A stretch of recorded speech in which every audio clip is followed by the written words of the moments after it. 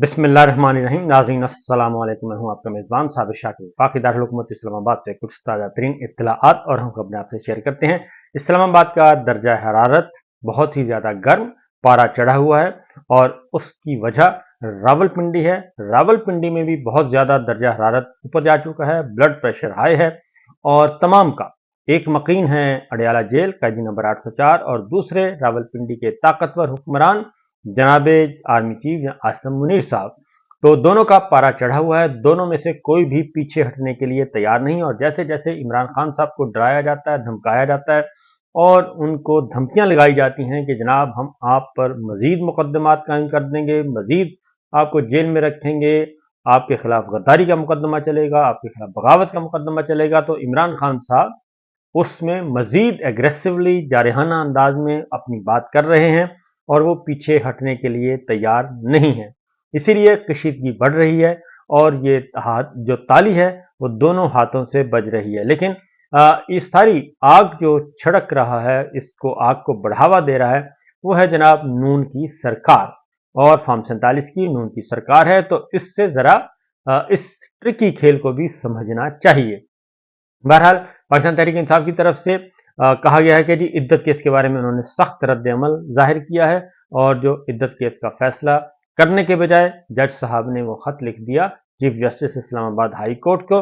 और तर्जुमान पाकिस्तान तहरीक इंसाफ ने कहा है कि ये सब का सब एक घटिया मुकदमा है, बेहुदा है, भोंडा तरीका है जो कि इंसाफ के पूरे निज़ाम और फलसफे की धज्जियां उड़ाई जा रही हैं और इमरान खान और उनकी अहलिया मोहतरमा बदतरीन सियासी इंतकाम का निशाना बनाया जा रहा है। नाहक कैद करने के लिए इंसाफ की धज्जियां उड़ाकर उनमें सजा सुनाई गई और मुकदमे पर तेज तरीन अदालती कार्रवाई के दौरान इमरान खान और उनकी अहलिया के वकला को जिरह तक के बुनियादी हक से महरूम कर दिया गया।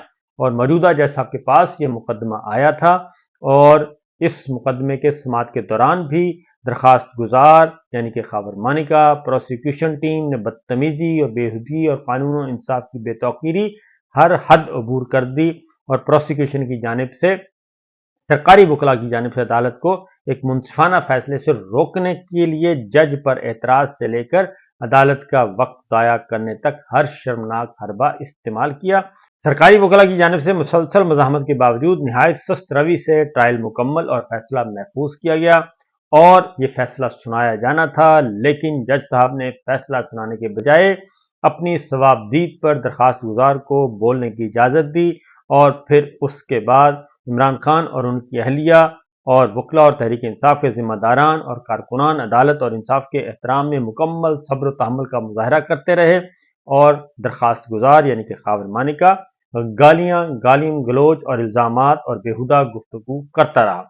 एक बेगैरत और बेहमियत शख्स अपने मजमूम मकासद में कामयाब रहा और जज साहब ने अदालत के वक़ार और इंसाफ की हुर्मत के तहफ़्फ़ुज़ की बजाय प्रोसिक्यूशन के सामने निहायत अफसोसनाक अंदाज में हथियार डाले और मुकदमे को दूसरी अदालत मुंतकिल करने के लिए खत लिख दिया।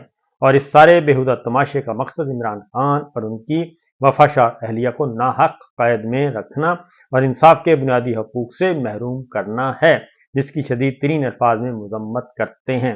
सरकारी जमात के गुंडों ने इस मौके पर शरंगेजी और इश्तियाल को हवा देने की कोशिश की, जिसे तहरीक इंसाफ के कारकुनान ने नाकाम बना दिया। चीफ जस्टिस कौम को जवाबदेह हैं, उनकी मातहत अदलिया में इंसाफ के दिन दिहाड़े कत्लेआम के बाद उनके हल्फ या मनसब पर कायम रहने का क्या जवाब बाकी रहता है। 9 मई के फॉल्स फ्लैग ऑपरेशन के मनसूबा साज अदालतों के इंसाफ को मख्तलगाह बनाकर मुल्क व कौम को शदीद मुस्तरब कर रहे हैं और इमरान खान की हिदायत पर मुसलसल सब्र व ज़ब्त, अमन पसंदी और अदलिया पर एतमाद का मुजाहरा किया जा रहा है। रियासत की निगाह में शर्म व हया कब पैदा होगी और कब आइन और कानून की खुली बेहुरमती और शर्मनाक सिलसिला रुकेगा। ये है सिलसिला और ये है इमरान खान साहब का और पाकिस्तान तहरीक इंसाफ का स्टेटमेंट। क्योंकि सिलसिला ये है जनाब कि इमरान खान साहब को कल बुशरा बीबी को रिहा होना था, लेकिन ये जो कल इद्दत केस में फैसला आया वो एक बहुत ही अजीब व गरीब फैसला। तमाम सीनियर वकला जो हैं वो सब के सब इस फैसले पर हैरान हैं और ये कहा जा रहा है कि जज साहब شدید ترین دباؤ کا شکار ہوئے اور انہیں ایسا نہیں کرنا چاہیے تھا بلکہ فیصلہ سنانا چاہیے تھا۔ اب آتے ہیں شدت اور حدت کی وجہ، بہت ساری وجوہات ہیں، اور عمران خان صاحب کو دھمکیاں کیوں دی جا رہی ہیں؟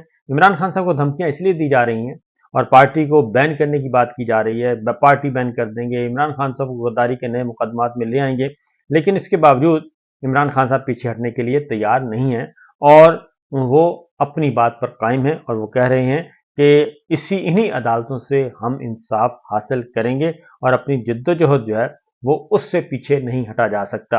ایک اور خط عمران خان نے جیل سے لکھا ہے جی، اور پیغام پہنچایا ہے پاکستان کے عوام کے نام، اور اس میں انہوں نے واضح طور پر کہا ہے کہ غلامی لوگوں کو چھوٹا کر دیتی ہے اور چھوٹے لوگ کبھی بڑا کام نہیں کر سکتے، اور انسان کی غیرت اور آزادی مل کر ایک بڑا انسان بناتے ہیں۔ نبی محترم صلی اللہ علیہ وسلم دنیا کے سب سے بڑے انسان اور سب سے بڑے اچیور تھے، یعنی کہ کامیاب انسان تھے، اور انہوں نے لا الہ الا اللہ کا کلمہ پڑھوا کر اپنے لوگوں کو آزاد کر دیا، اور اس آزادی نے ان لوگوں کو جنہیں دنیا ان پڑھ اور بدو کہہ کر پکارا کرتی تھی، انہیں دنیا کی سب سے عظیم اور طاقتور ترین قوم بنا دیا۔ اس وقت رسالت مآب صلی اللہ علیہ وسلم کی قیادت میں قائم ہونے والی مدینہ کی ریاست اور اس میں آنے والے انقلاب کو صحیح طرح سے سمجھنے کی ضرورت ہے۔ اس طرح رسول محترم صلی اللہ علیہ وسلم کے دنیا کی امامت کے فلسفے کا مطالعہ کریں تو وہ سارے عوامل کھل کر سامنے آ جاتے ہیں جن کے باعث مسلمانوں نے 636 عیسوی میں یرموک کے مقام پر دنیا کی ایک سپر طاقت رومن امپائر کو شکست دی، جبکہ اس سے ایک سال بعد 637 عیسوی میں دوسری عالمی سلطنت فارس کو پچھاڑا۔ حمود الرحمن کمیشن رپورٹ 1971 کے المناک سانحے کا نہایت جامعیت سے احاطہ کرتی ہے۔ حمود الرحمن کمیشن رپورٹ کے مطابق فرد واحد یحییٰ خان نے اپنی طاقت بڑھانے کی خاطر فوج کو ناقابل تلافی نقصان پہنچایا۔ اس شخص نے اپنی ضد اور انا کی وجہ سے فوج سے ہتھیار ڈلوائے۔ رپورٹ کے مطابق ہماری فوج نے جنگ کے میدان میں تو خوب مقابلہ کیا، لیکن فرد واحد یحییٰ خان نے فوج کی ساری کوشش پر پانی پھیر دیا۔ ہنری کیسنجر نے اپنی کتاب میں ذکر کیا ہے کہ فرد واحد یحییٰ خان 5 سال کے لیے فوج اور ملک دونوں کا سربراہ بننا چاہتا تھا، اور جس کے لیے اس نے اپنا علیحدہ آئین بھی تیار کروا رکھا تھا۔ فرد واحد یحییٰ خان نے فوج کو اس قدر نقصان پہنچایا کہ فوج کو خود اسے ہٹانا پڑا۔ جمہوریت کی بنیاد اخلاقیات پر ہوتی ہے۔ جب کسی معاشرے میں اخلاقیات نہ رہیں تو وہاں جمہوریت کا تصور نہیں کیا جا سکتا۔ جمہوریت میں عوام کو اپنے نمائندے خود چننے کا حق سب سے بنیادی ترین حق ہے۔ پاکستان میں جس طرح سے جمہوریت اور اخلاقیات کی دھجیاں اڑائی گئیں اس کی تفصیلات قوم کے سامنے ہیں، جبکہ نگراں وزیر اعظم انوار کاکڑ کے 8 فروری کے انتخابات کے حوالے سے خیالات اور اس سے پہلے راولپنڈی کی کمشنر کا اعترافی بیان پاکستان میں جمہوریت کی حقیقت کا بیان کرنے کے لیے کافی ہے۔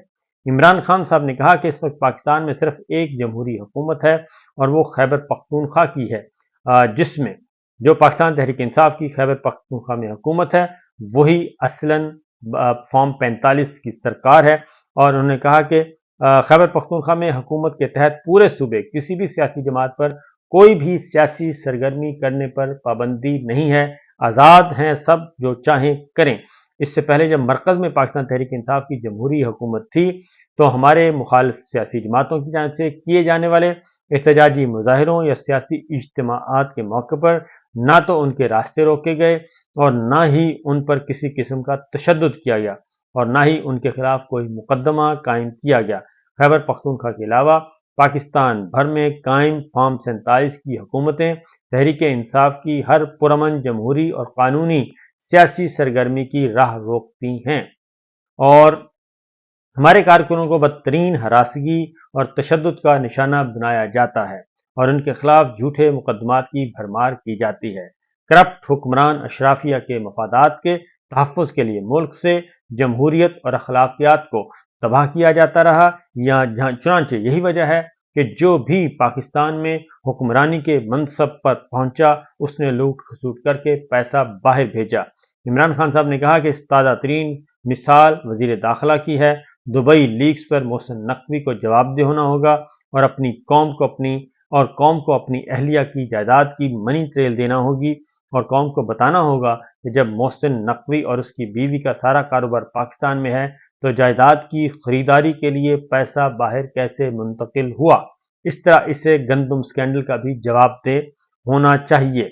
और जेल के अंदर इंसान को अपने रब से करीब होने और खालिक से ताल्लुक कायम करने का मौका मिलता है। जेल में मैंने अपनी ज़रूरियात को महदूद कर लिया है, जिससे जेल में रहना अब मुश्किल नहीं।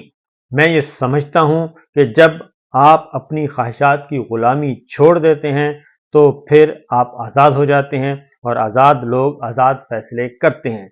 मुश्किल वक्त में सोशल मीडिया टीम की खिदमात बेमिसाल हैं। जेल में बंद होने की वजह से कम्युनिकेशन के मसाइल ज़रूर आए, लेकिन मुझे अपनी सोशल मीडिया टीम पर भरपूर एतमाद और मैं अपनी टीम के साथ खड़ा हूँ। तमाम सोशल मीडिया वर्कर्स को मेरा सलाम पहुँचे।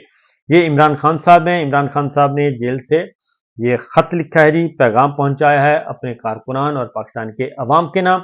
और उन्होंने पार्टी रहनुमाओं से भी ये बात कही है कि इतने ज़्यादा स्कैंडल आ रहे हैं और इतनी ज़्यादा कमज़ोरियाँ हैं गवर्नमेंट की, और गवर्नमेंट मुकम्मल तौर पर हर शोबे में नाकाम हो चुकी है।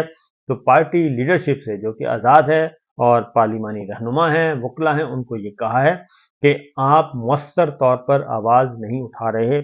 अगर मैं बाहर होता तो मैंने अब तक इस हुकूमत को नाकों चने चबवा देने थे। और उन्होंने कहा कि अब आपको खौफ किसका है, मैं जेल में हूँ और जेल में सौबतें बर्दाश्त कर रहा हूँ। बाकी कैदी जो हैं, वो रहनुमा जो हैं, वो कैद हैं, वो सौबतें बर्दाश्त कर रहे हैं। तो आप अवामी उमंगों पर पूरा उतरें और जिस मकसद के लिए हमें पाकिस्तान के अवाम ने वोट दिया है, उस मकसद को आप अचीव करें, और वो है रूल ऑफ लॉ और निज़ाम अदल काम कायम करना, और पाकिस्तान से फॉर्म 47 की सरकार को चलता करें। और उन्होंने कहा कि जो दुबई लीक्स आई हैं, गंदम का स्कैंडल आया है, इतने बड़े बड़े स्कैम आ गए हैं, लेकिन पाकिस्तान तहरीक इंसाफ की लीडरशिप ने मौसर तौर पर आवाज़ नहीं उठाई। इजाज़त दीजिए, अल्लाह हाफिज़।